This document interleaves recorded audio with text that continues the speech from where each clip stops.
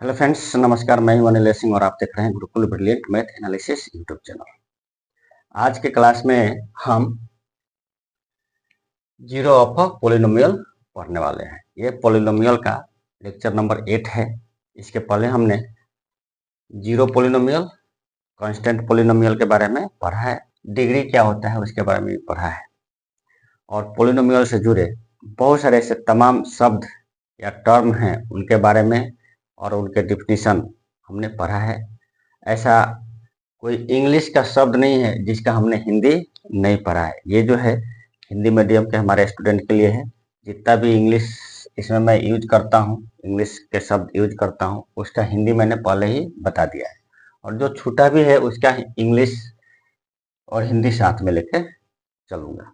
ठीक है, चलिए अपने को जीरो ऑफ पॉलिनोमियल पढ़ने से पहले थोड़ा जीरो पॉलिनोमियल को रिवाइज कर लेंगे। इसके पहले हमने जीरो पॉलिनोमियल पढ़ा था कि जीरो पॉलिनोमियल होता क्या है। ठीक, तो देखिए जीरो पॉलिनोमियल होता क्या है। A zero polynomial is a polynomial where all the coefficient of the variable x are zero। मतलब ऐसा पोलिनोमियल जिसका वेरिएबल के साथ जो कोफिशिएंट रहेगा वो पूरे के पूरे जीरो हो। तो जब वेरिएबल के साथ में रहने वाले आने वाले जितने भी कांस्टेंट होंगे यानी कोफिशिएंट होंगे उसके साथ में, वो सारे कोफिशिएंट यदि जीरो हो जाए तो p ऑफ x यानी पोलिनोमियल जो है वो क्या हो जाता है, जीरो हो जाता है। ठीक, मतलब कहने का अर्थ यह हुआ कि यदि y कोऑर्डिनेट यानी y नियामक कोई फंक्शन है, उसको दूसरे शब्द में हम समझते हैं फंक्शन के टर्म में। यदि कोई फंक्शन है तो उस फंक्शन का यदि y कोऑर्डिनेट जीरो मिलता है, फंक्शन का y कोऑर्डिनेट जीरो मिलता है, और y कोऑर्डिनेट क्या होता है, p ऑफ x। ठीक है, तो y कोऑर्डिनेट यदि जीरो मिलता है तो वो क्या हो जाएगा, आपका जीरो पॉलिनोमियल हो जाएगा। यहाँ तक क्लियर। यदि y कोऑर्डिनेट आपका जीरो मिलेगा तो हो जाएगा जीरो पॉलिनोमियल। और y कोऑर्डिनेट जीरो कहाँ पे मिलता है, x एक्सिस पे। x एक्सिस के प्रत्येक पॉइंट पे y कोऑर्डिनेट क्या होगा, आपका जीरो हो जाएगा। ठीक है, मतलब कहने का अर्थ ये हुआ कि जीरो पॉलिनोमियल का यदि हम ग्राफ की बात करें तो ग्राफ क्या हो जाएगा, x एक्सिस या जो भी हॉरिजॉन्टल लाइन होगा वो जीरो पॉलिनोमियल का ग्राफ होगा। ये भी हो गया। हमने यहाँ पे लाइन की चर्चा करा था। ठीक है, तो लाइन का जो इक्वेशन होता है वो होता है y equal to M x plus C. C जो है वो कांस्टेंट है, यानी कांस्टेंट के साथ में x to the power zero, यानी x to the power zero का वैल्यू क्या होता है, 1 होता है। तो हमेशा कांस्टेंट के साथ में x to the power zero variable जो है छुपा रहता है। तो y equal to M x plus c into x to the power zero हो जाएगा इक्वेशन ऑफ लाइन। ये अपने को आगे पढ़ना है, जब भी आगे जब हम पढ़ेंगे 10th में भी पढ़ना है, 10+2 में पढ़ना है, इसको मैं प्रूव करूंगा। ठीक है, लाइन का इक्वेशन। तो यहाँ पे देखिए y बराबर एम एक्स प्लस सी जो है, यहाँ पे m क्या है, स्लोप है। m आपका क्या है, स्लोप है। स्लोप, स्लोप का मतलब क्या होता है, ढलान। स्लोप का हिंदी मीनिंग क्या होता है भाई, ढलान। ढलान मतलब जैसे अपन गाड़ी चलाते हैं या चलते हैं तो कहीं कहीं अपने को ऊपर चढ़ना रहता है रास्ते पे, या रास्ते पे कहीं कहीं नीचे की तरफ आना रहता है, ढलान भी रहता है, तो आपका वो हो जाता है स्लोप। ठीक है, यानी स्लोप जो होगा इस एक्स एक्सिस के साथ यानी हॉरिजॉन्टल के साथ एंगल बनाएगा। जैसे मान लीजिए यदि यहाँ पे कोई एंगल का निर्माण हो तो ये क्या हो जाएगा, इसका स्लोप हो जाएगा। स्लोप बना ना, ढलान हो गया यहाँ, तो ये क्या हो जाएगा, एंगल बनाएगा। लेकिन इस केस में m आपका क्या है, जीरो है। m जीरो है, क्यों, क्योंकि कोई एंगल का फॉर्मेशन नहीं होता है, तो m equal to ten theta होता है, m equal to ten theta. और थीटा यहाँ पे क्या है, जीरो है। तो जब थीटा जीरो है तो टेन जीरो क्या हो जाएगा, जीरो, यानी m आपका 0 हो रहा है, ठीक, और कांस्टेंट भी आपका यहाँ पे 0 है। इसका मतलब ये हुआ कि y equal to p x क्या हो गया आपका यहाँ पे 0 हो गया, ठीक। इतना अपने को याद रखना है, इसका यूज हम इधर करने वाले हैं, इसलिए हमने यहाँ पे जीरो पोलिनोमियल का क्या किया, रिवीजन किया, ठीक। आशा करता हूँ आप लोग को ये कंफ्यूजन दूर हो गया होगा, ठीक। जीरो पोलिनोमियल मतलब y जो है 0 होगा, y कोऑर्डिनेट 0 होगा। इसका इस्तेमाल हम जीरो पोलिनोमियल निकालने के लिए करने वाले हैं, ठीक है। जो भी स्टूडेंट इसको देखना चाहते हैं या नोट्स करना चाहते हैं, थोड़ा देर रुक करके मैं इसको रखता हूँ, नोट्स कर लेंगे इसको।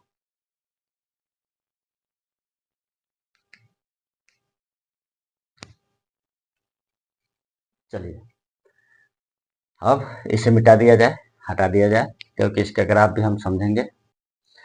चलिए हमने जीरो पोलिनोमियल का रिवीजन कर लिया, अब कंफ्यूजन नहीं होगा। अब अपने को जीरो ऑफ अ पोलिनोमियल देखना है कि किसी पोलिनोमियल का जीरो कैसे निकालते हैं। पोलिनोमियल का जीरो निकालने से मतलब यह हुआ, जैसे आपने पढ़ा होगा कि x की वैल्यू निकालते हैं, इक्वेशन के x की वैल्यू निकालते हैं, ठीक है। तो यहाँ पर भी हम इक्वेशन की x की वैल्यू निकालेंगे। जो भी पोलिनोमियल दिया रहेगा उसको इक्वेशन में कन्वर्ट करना है और उसकी x की वैल्यू को निकालेंगे। तो x की जो वैल्यू आएगी उस वैल्यू के लिए इस पोलिनोमियल का वैल्यू क्या हो जाएगा, 0 हो जाएगा। तो x की जिस वैल्यू के लिए y 0 होगा, यानी पोलिनोमियल 0 होगा, उसको पोलिनोमियल का 0 बोला जाता है, ठीक है। दूसरे शब्द में यही है कि पोलिनोमियल का 0 क्या है, तो पोलिनोमियल का 0 वो है जिस पॉइंट पे जिस पॉइंट पे पोलिनोमियल क्या हो जाता है, 0 हो जाता है। x की जिस वैल्यू के लिए पोलिनोमियल 0 होगा वो उसका 0, पोलिनोमियल का 0 हो जाएगा।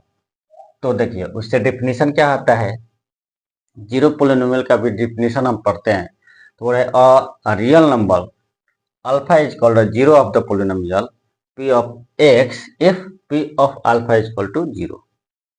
मैंने क्या बोला कि जिस वैल्यू के लिए जिस पॉइंट पे y यानी पोलिनोमियल 0 हो जाता है उसको 0 ऑफ अ पोलिनोमियल मतलब पोलिनोमियल का 0 बोला जाता है, ठीक। या दूसरे शब्द में हम बोल सकते हैं the value of the variable for which the polynomial evaluate to 0।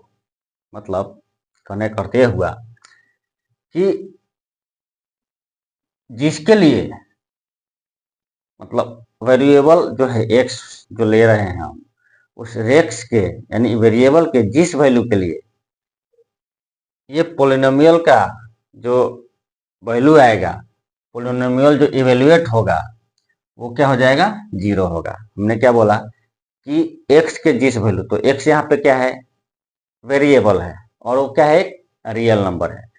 तो वेरिएबल के जिस वैल्यू के लिए पोलिनोमियल 0 हो जाता है वो उसका 0 कहलाता है, 0 ऑफ पोलिनोमियल कहलाता है। चलिए अब हम यहाँ पे 2 एग्जाम्पल लिए हैं, कंफ्यूज बिल्कुल नहीं होना है, दोनों तरीके बताऊंगा। 2 एग्जाम्पल लिया है, p of x equal to x square minus 2x minus 3 and 2x plus 5। करना क्या है, हमको find 0 of the given polynomial. ये दोनों जो पोलिनोमियल दिया हुआ है उसका 0 निकालना है। 0 निकालना है का मतलब x की वैल्यू निकालनी है, ठीक। 0 निकालने का मतलब x की वैल्यू अपने को निकालनी है। 2 तरीके से निकाल सकते हैं, या तो इसको आप इक्वेशन में कन्वर्ट कीजिए। मैंने बोला था इक्वेशन और एक्सप्रेशन में अंतर, पहले बताया था ना, इक्वेशन और एक्सप्रेशन, समीकरण और व्यंजक। तो ये जो व्यंजक ये क्या है, एक्सप्रेशन है, दिस इज कॉल्ड एक्सप्रेशन। अब इस एक्सप्रेशन को क्या कन्वर्ट करना है, अपने को इक्वेशन में कन्वर्ट करना है। This is also called expression and have to convert in equation, okay, have to convert in equation to find 0 of a polynomial. Polynomial के 0 के लिए इसको या तो इक्वेशन में कन्वर्ट कर दीजिए, और जो दूसरा तरीका है यहाँ पे ऐसा वैल्यू पुट करेंगे जिसके लिए ये पोलिनोमियल क्या हो जाएगा, 0 हो जाएगा। तो दोनों तरीके हम अपन यहाँ पे यूज करने वाले हैं। फर्स्ट आपका क्या है, p of x equal to x square minus 2x minus 3। चलिए, यदि हम ग्राफ से बनाते हैं तो कुछ लिखना नहीं पड़ेगा। देख लेते हैं ग्राफ, इसका देख लेते हैं। ग्राफ का मतलब यहाँ पे ऐसे पॉइंट रखेंगे जिसके लिए इसकी वैल्यू क्या होनी चाहिए, 0 होनी चाहिए। ठीक है,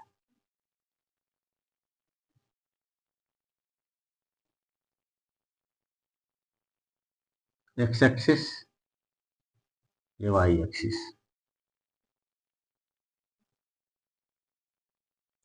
ठीक, ग्राफ के तरीके से निकालेंगे। तो अब देखिए, ग्राफ इसका मैं यहाँ पे बनाऊंगा, लेकिन ग्राफ मैं आप लोगों को आगे सिखाऊंगा। यहाँ भी थोड़ा हिंट दे दूंगा कैसे ग्राफ बनाते हैं। ग्राफ जब क्वाड्रेटिक इक्वेशन में पढ़ाऊंगा वहाँ पे ग्राफ बनाने के बहुत सारे तरीके बताऊंगा।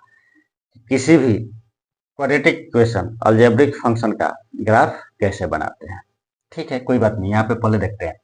देखिए, ग्राफ बनाने के लिए सबसे पहले आपको ये देखना पड़ेगा, यहाँ पे ए जो है, ए और डी, यहाँ पे समझाने में आप लोग को मुझे टाइम लग रहा है, नहीं तो बनाने में इसको टाइम नहीं लगेगा। तो पहले आप लोग समझ लीजिए कि ग्राफ में जो बना रहा हूँ वो कैसे बना है।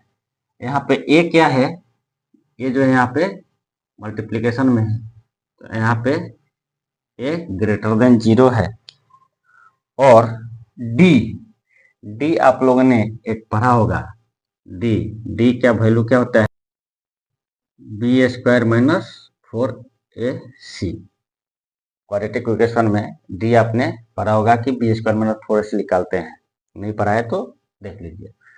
तो इसको निकाल के देख लीजिए, बी क्या है यहाँ पे, -2 है, तो ये क्या हो जाएगा 4। 4 ए की जगह पे 1 है, 1, सी की जगह पे -3 है। ये क्या हो जाएगा आपका, मल्टीप्लाई कर देंगे तो 16।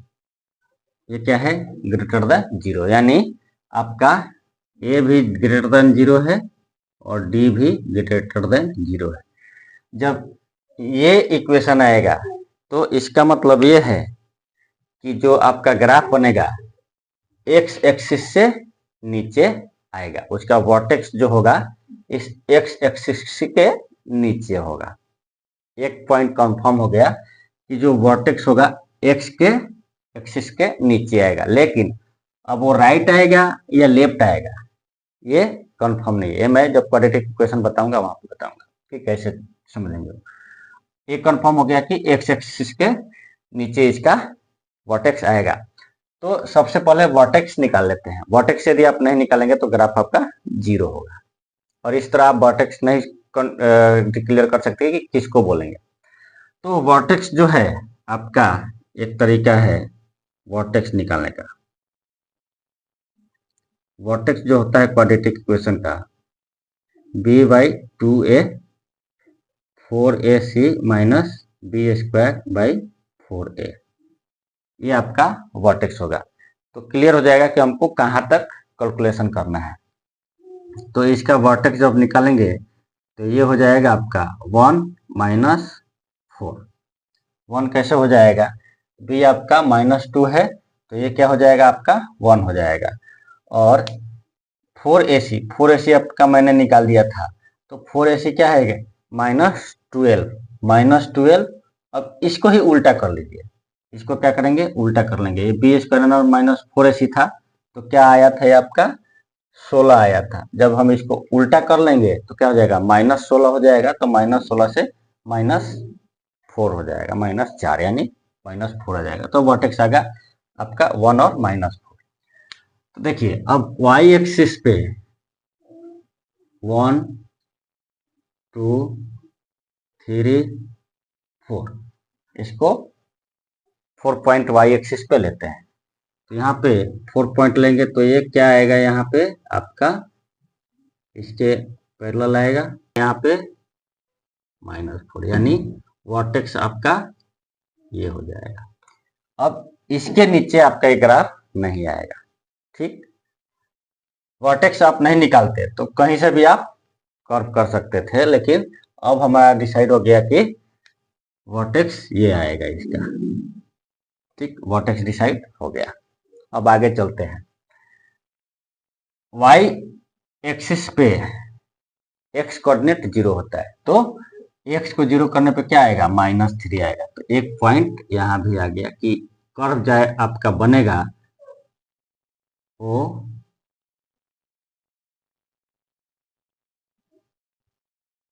कर्व जो बनेगा आपका इस पॉइंट से गुजरेगा।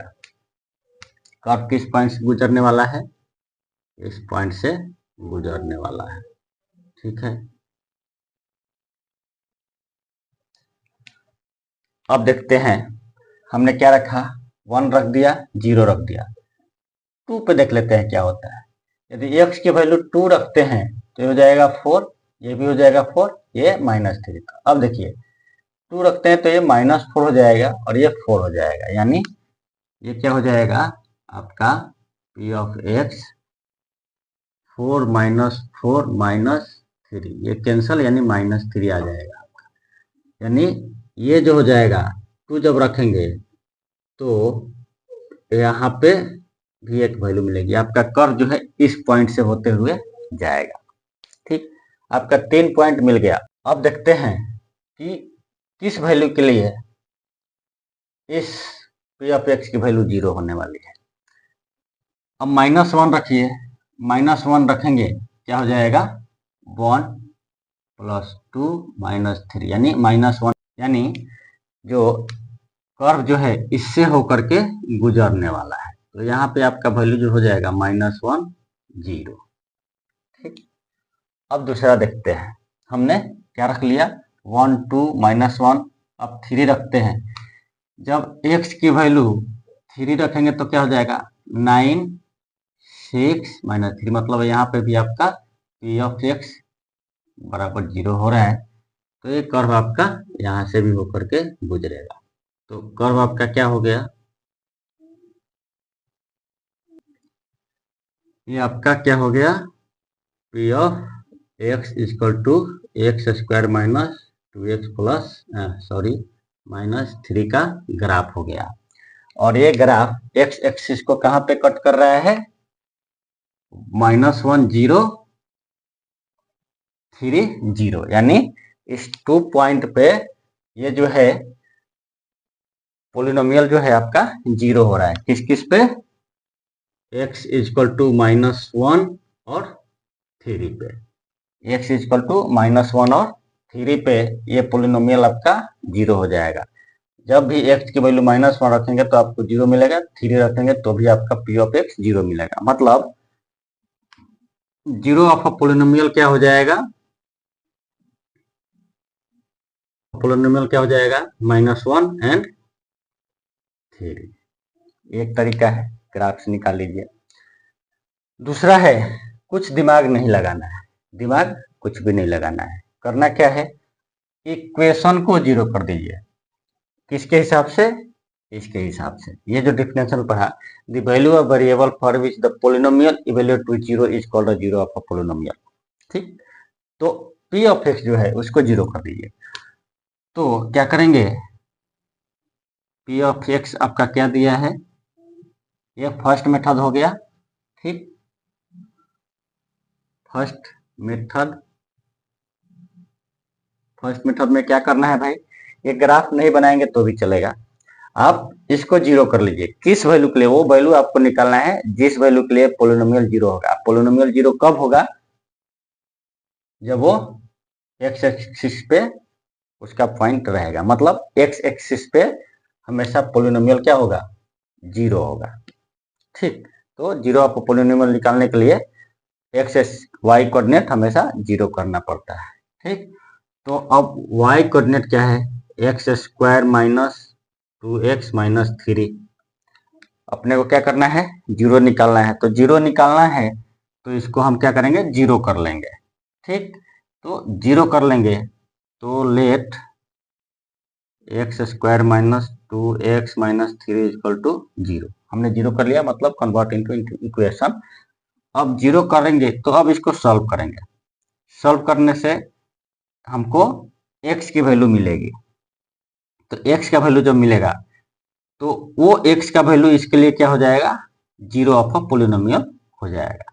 तो x का वैल्यू निकालने के लिए क्या करेंगे हम, देखिए यहाँ पे 1 है, 1 छुपा हुआ है। अब इस x स्क्वायर का मल्टीप्लाई करेंगे 3x स्क्वायर हो जाएगा।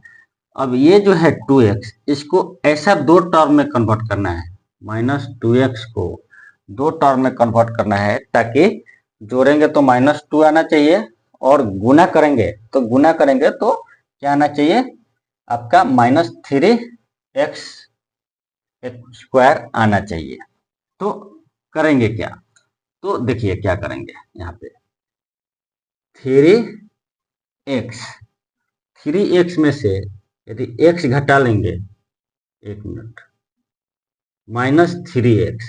-3x में x जोड़ देंगे तो क्या आएगा, -2x आ रहा है। पहला कंफर्म हो गया कंक्लूजन कि ऐसा दो टर्म लेंगे जिसको जोड़ने घटाने पे ये आपका -2x आए, तो -2x आ रहा है।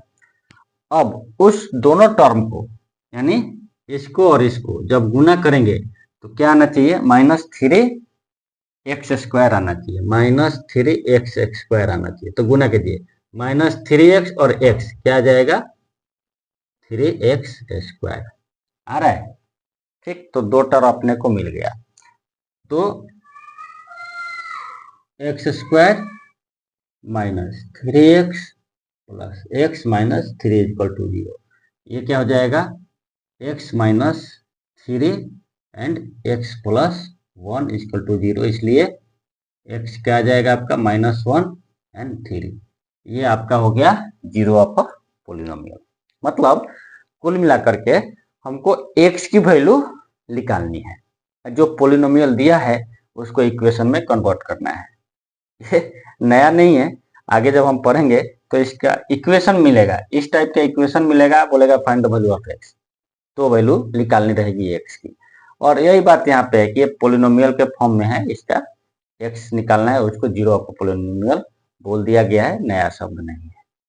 ठीक, तो आशा करता हूँ ये समझ में आ गया होगा।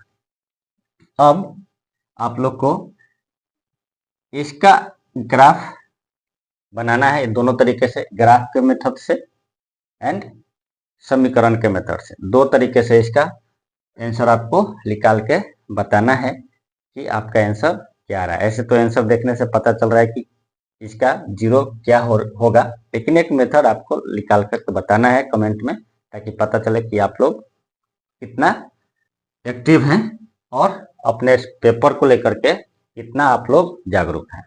ठीक है, चलिए अब अपना टाइम हो गया है मल्टीप्लिकेशन ट्रिक्स का, तो आज हम एक नया मल्टीप्लिकेशन ट्रिक्स देखेंगे। ठीक है, चलिए, कोई भी संख्या हो सकती है, 12, 13, 14, 15, 19, ये जो है आज का जो ट्रिक्स रहेगा, 12 से लेके 90 तक का मल्टीप्लाई किसी भी संख्या से करना हो, दुनिया की कोई भी संख्या हो, उसमें हमको 12, 13, 14, 15 या 19 तक से मल्टीप्लाई करना हो, तो बहुत ही आसान तरीका है मल्टीप्लाई करने का। चलिए, ये देखने में क्या है, बड़ा लग रहा है, इसको हम अब मल्टीप्लाई करके देखते हैं। बहुत ही आसान है, बहुत ही इजी तरीके से हो जाएगा। पहले क्या करेंगे, 2 का मल्टीप्लाई करेंगे। देखिए, जब भी बड़ी संख्या आती है तो हमको बड़ा लगता है। अब यहाँ पे क्या करेंगे, यहाँ पे हम 1 जो है इसको छोड़ देंगे। हम मल्टीप्लाई 12 से नहीं करेंगे, मल्टीप्लाई किससे करेंगे, 2 से करेंगे। देखिए कैसे मल्टीप्लाई किससे करना है, अपने को 2 से करना है। 7, 6, 2 मल्टीप्लाई 2 से करेंगे। 2 से करेंगे तो क्या होगा, 2 से 2 का मल्टीप्लाई करेंगे, क्या होगा, 4 आएगा। ठीक, अब आगे 2 से 6 में मल्टीप्लाई करेंगे, क्या होगा, 12 होगा। ओके, 12 होगा, इसके आगे वाले टर्म को जोड़ते जाएंगे, 6 इंटू 2 प्लस 2 क्या होगा, 14 हो जाएगा। कैरी फॉरवर्ड 1 हो जाएगा। अब क्या करना है, 7 में 2 से करना है, 7 इंटू 2, आगे वाले टर्म क्या है 6 है, 6 को जोड़ देंगे, कैरी फॉरवर्ड है इसको भी जोड़ देंगे, टोटल क्या हो जाएगा 14 20 21, 21 1 ले लेंगे, 2 आपका कैरी फॉरवर्ड रहेगा।